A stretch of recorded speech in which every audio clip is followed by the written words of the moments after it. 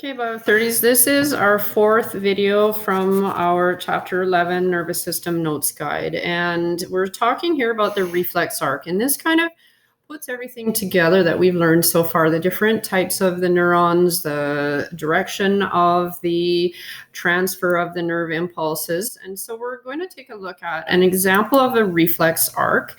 And we're starting here with there's a stimulus. Now, I know you've probably done this before. You poke yourself with a pin or something like that. Well, these little receptors that are found in your skin, pain receptors, are going to pick up that stimulus.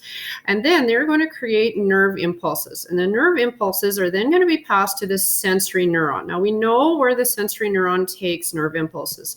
It goes towards the CNS. And so the nerve impulses travel along that neuron towards the CNS. And here we have the spinal cord. Remember, we said that the CNS is got two components, either the brain or the spinal cord. And so we see here that the nerve impulses from the sensory neuron are going into the CNS, into the spinal cord. And there may be another neuron inside the spinal cord here, and that neuron is a little interneuron found right in between here. Or maybe not. Maybe we just have the sensory neuron going directly into the spinal cord and then a motor neuron taking those nerve impulses. Remember, the motor neuron is going away from the spinal cord, away from the central nervous system. Where is the motor neuron taking those nerve impulses to? Well, it's going to what we call an effector.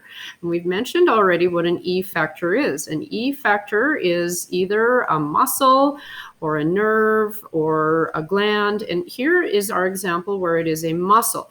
And so then there's going to be a response. So, you just poked your finger and it's almost instantaneous, right? Like we're talking, this is fractions of a second that this is happening in, a millisecond, 1/1000th of a second from the time where you have poked your finger to, oops, I'm pulling my finger away, right? I'm withdrawing my finger. So in between a short amount of time, we have stimulated a pain receptor. We've sent that nerve impulse along a sensory neuron towards the CNS into the spinal cord.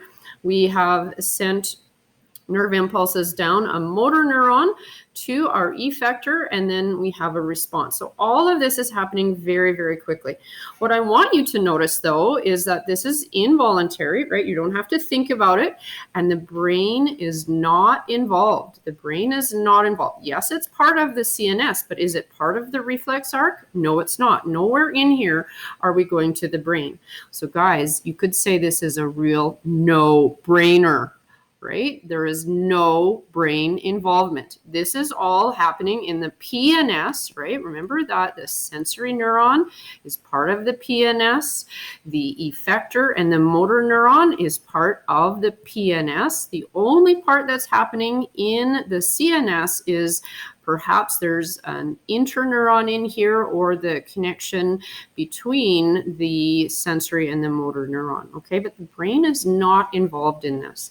So you have seen example, and you've done this before. You touch a hot object or you poke yourself, your finger jerks away, blinking, vomiting, coughing. Another one that you have heard about, and I've included a video for you guys to watch on this, is the knee-jerk reflex. You maybe been to the doctor's office.